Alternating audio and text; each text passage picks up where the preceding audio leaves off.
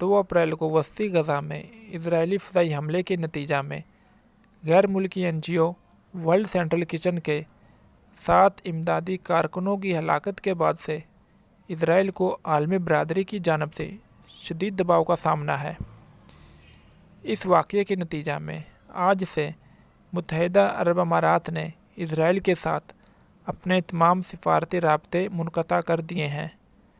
Media reports کے مطابق اماراتی وزارت خارجہ نے اس واقعے پر اسرائیلی سفیر امیر ہائک سے فون کال کر کے برہمی کا اظہار بھی کیا۔ بعد ازاں اسرائیلی وزارت خارجہ کے ڈائریکٹر جنرل نے اسرائیل میں متحدہ عرب امارات کے سفیر محمد محمود الخواجہ سے ملاقات کی۔ اماراتی سفیر محمد الخواجہ نے اپنے ایک بیان میں کہا کہ امدادی کارکنوں کی ہلاکت سیاہ ترین دن ہے۔ متحدہ عرب امارات ان ممالک میں شامل ہے جنہوں نے ستمبر 2020 میں اسرائیل کے ساتھ تعلقات کو معمول پر لانے کے لیے امریکی ثالثی میں ابراہم معاہدے پر دستخط کیے تھے۔ ویسے تو یورپی یونین نے بھی اس حملے کی تحقیقات کا مطالبہ کیا ہے۔ گزشتہ سال نومبر میں 3 ممالک چلی، کولمبیا اور بولیویا نے بھی فلسطین پر اسرائیل کے حملوں کے خلاف احتجاجاً اسرائیل سے سفارتی تعلقات منقطع کرنے کا اعلان کرتے ہوئے اپنے سفراء کو واپس بلا لیا تھا۔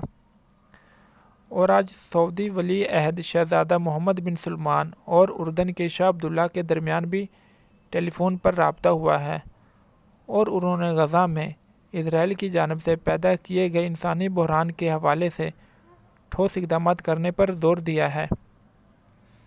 دوسری جانب امریکی صدر جو بائیڈن نے نیتن یاہو سے فون پر رابطے کے دوران خبردار کیا کہ اگر اسرائیل انسانی بحران سے نمٹنے اور امدادی کارکنوں کے تحفظ کے لیے ٹھوس اقدامات نہیں کرتا ہے تو غزہ میں جنگ کے حوالے سے واشنگٹن کی پالیسی تبدیل ہو جائے گی۔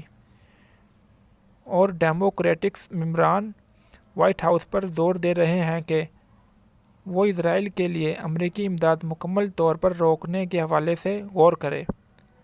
واضح رہے کہ 7 اکتوبر سے غزہ پر اسرائیلی حملے میں 32,000 سے زائد فلسطینی شہید اور 75,000 سے زائد زخمی ہو چکے ہیں۔ اب دیکھنا یہ ہے کہ کیا اسرائیل دنیا کے بڑے ممالک کی طرف سے آنے والے اس دباؤ کا کیا اثر لیتا ہے۔